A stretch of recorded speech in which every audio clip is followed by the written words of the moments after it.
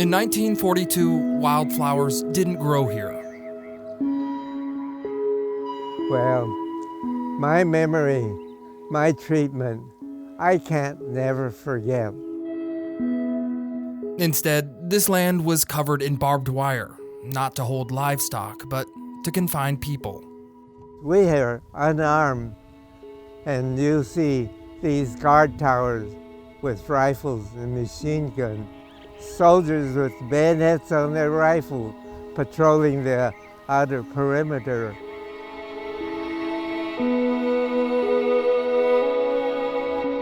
In 1942, more than 2,400 Japanese Americans from Placer and Sacramento counties were forced from their homes and sent here to the Arboga Assembly Center, just south of Marysville, California.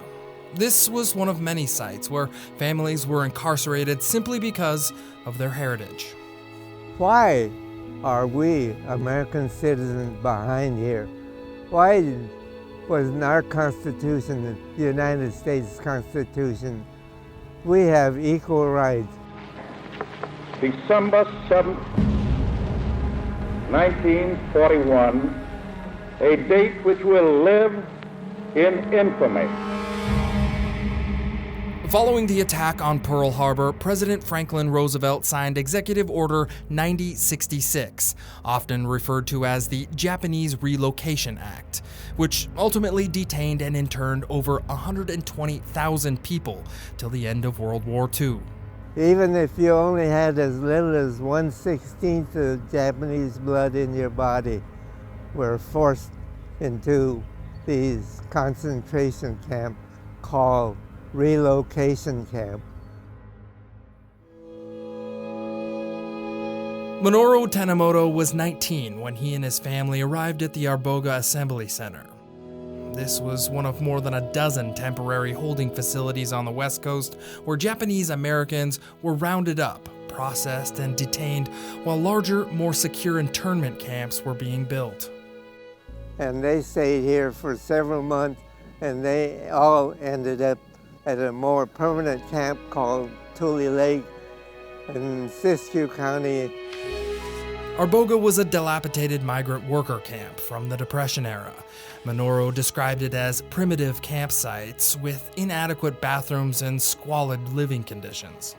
Everybody, especially where they had families of young ladies, young girls, they hung bed sheets, blankets for more privacy. During the war, Japanese Americans were incarcerated in internment camps for nearly 3 years. These pictures are people that lived in Marysville. The Arboga Assembly Center has long since been removed, and few pictures were taken of the camp. And they see those giant portraits that were taken in this professional photo studio, and they're pretty profound.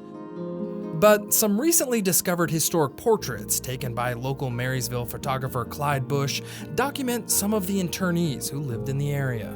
And people tell me all the time, I had no idea this existed right here in South Yuba County. David Reid is with Yuba Sutter Arts and Culture, and with the help of the Japanese American Citizen League, they used grant money and those portraits to build a memorial to show anyone who passes by this place that people were interned here. That memory still remains here. It's not going to go away. Though this is just a patch of farmland today, Manoru believes that this memorial is a reminder of how history can and will repeat itself. It's going to happen again. Look at the black people. Look at the Indians, the Native Americans. Where did they end up? They ended up in a reservation, the first concentration camp in America. Manoru says there's plenty of evidence that history continues to repeat itself. He points out the detainment of Muslim Americans after 9/11 and the detainment of immigrants today.